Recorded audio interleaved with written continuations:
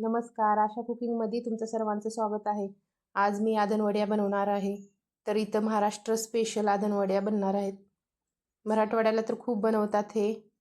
तर चला बनवूया. इथं मी कोथिंबीर बारीक चिरून घेतला आहे आणि बारीक वाटलेली मिरची 2 ते 3 आणि इथं बेसन पीठ घेतलं आहे. घरचंच आहे हे, डाळीचं दळलेलं. तर इथं मी वड्या बनवण्यासाठी गॅसवरती पातेलं ठेवलं आहे गरम करण्यासाठी. त्यात आपल्याला 1 पळी तेल टाकायचं आहे. तेल छान गरम झाल्यावर जिरे टाकून घ्यायचे आहेत.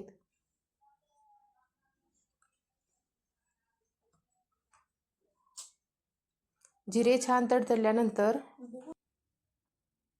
यात आपल्याला बारीक चिरलेली कुटलेली हिरवी मिरची टाकायची आहे. तुम्ही तिखटानुसार टाकू शकता.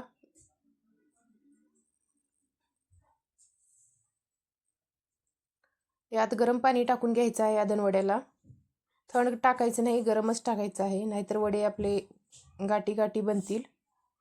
चवीपुरतं मीठ टाकायचं आहे. थोडीशी हळद टाकायची आहे, अर्धा चमचा. हे सर्व मिक्स करून घ्यायचं आहे. ह्याला छान उकळी आल्यावरच आपल्याला गरगटून घ्यायचं आहे वड्याचं पीठ. तर ह्यात कोथिंबीर टाकला आहे बारीक चिरलेली.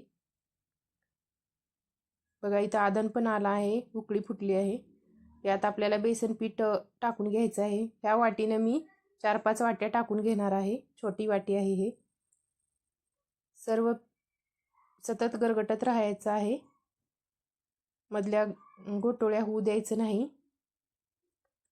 गाठी बनल्या तर अजिबात वडी छान येणार नाही.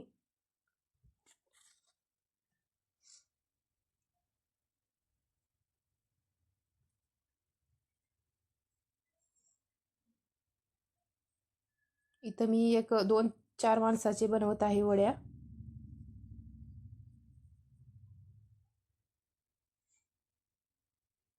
थोडं थोडं करून टाकायचं आहे पीठ.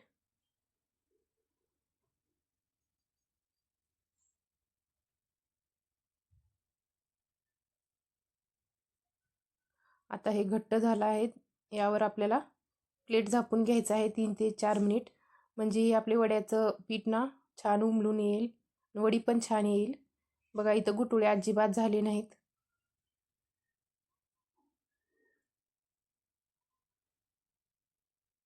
तोपर्यंत ताटाला तेल लावून घेऊया. मी तर मोठं ताट घेतलं आहे. तेल लावण्याने वडी चिटकणार नाही खाली.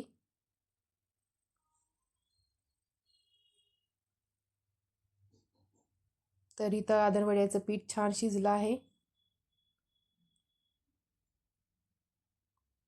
गटोळ्या तर अजिबात झाली नाहीत. तर एका ताटामध्ये काढून घ्यायचं आहे हे.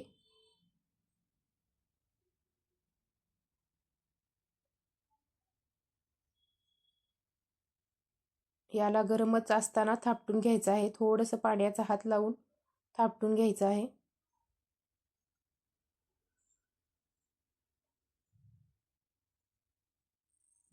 तर इथं थापटून झालं आहे छान आणि सॉफ्ट झाले आहेत. हे थंड करण्यासाठी ठेवूया.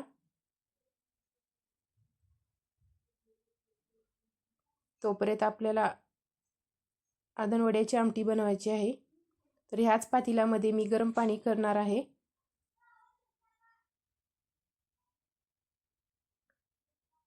आणि फोडणीसाठी तयारी. इथं खोबरं किसून घेतलं आहे. याला 2 ते 3 मिनिट गोल्डन ब्राऊन होईपर्यंत भाजून घ्यायचं आहे. यातच आपल्याला 1 चमचा जिरे टाकून घ्यायचे आहेत.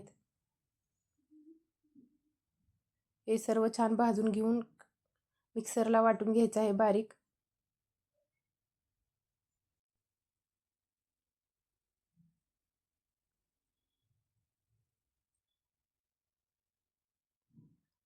अद्रक घेतला आहे साल काढून आणि थोडंसं खोबरं भाजलेलं आणि लसूण पाकळ्या 10-12 आणि बारीक चिरलेली कोथिंबीर. हे सर्व मिक्सरला बारीक करून घ्यायचं आहे.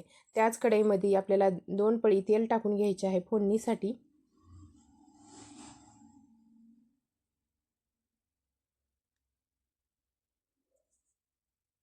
तेल थोडं जास्तच टाकायचं म्हणजे आपली भाजी चवीला पण छान लागेल आणि दिसायला पण अगदी झणझणीत बनवायचे आहे. थोडं जिरे टाकून घ्यायचं आहे. जिरे छान तडतडल्यावर हे बारीक केलेलं मिश्रण आपल्याला परतून घ्यायचं आहे तेलात छान.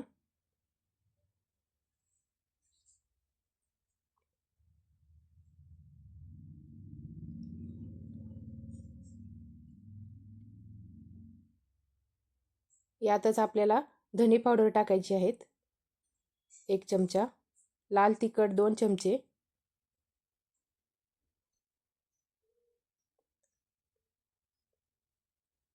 काळा मसाला 2 चमचे. तर इथं मसाले आपले छान फ्राय झाले आहेत तेलात. थोडंसं पाणी टाकून आपल्याला हे शिजवून घ्यायचे आहेत मसाले. बघा इथं तेल पण छान सुटलं आहे. बघा इथं मसाले पण छान शिजले आहेत एकदम. यात आपल्याला त्याच पातेल्यामध्ये पाणी ठेवलं होतं. हे सर्व आपल्याला यात टाकून घ्यायचं आहे.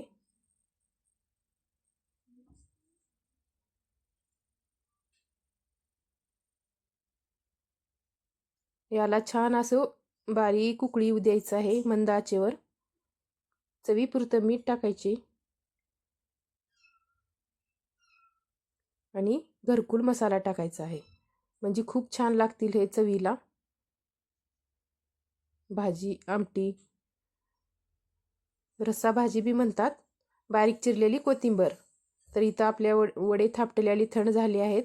याचे आपल्याला वडे करून घ्यायचे आहेत.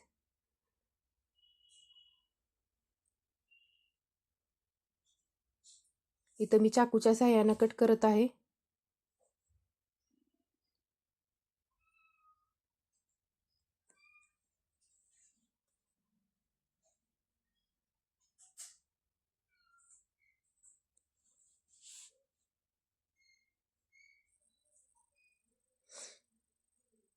इथं किती छान झाले आहेत बघा वडे आणि छान उमलले पण आहेत. उठले बी आहेत, खाली चिटकले नाहीत, अजिबात गटुळ्या झाले नाहीत. इथं आमटी पण छान शिजली आहे. तर याला फिरवून घेऊया एकदा आणि गॅस बंद करून घेऊया.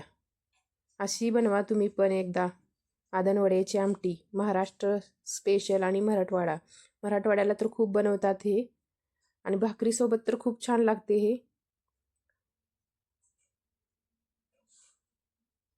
कशी झाली आमटी मला नक्की कमेंटमध्ये सांगा. व्हिडिओ आवडला तर लाईक करा, कमेंट करा. नवीन असाल तर चॅनेलला सबस्क्राईब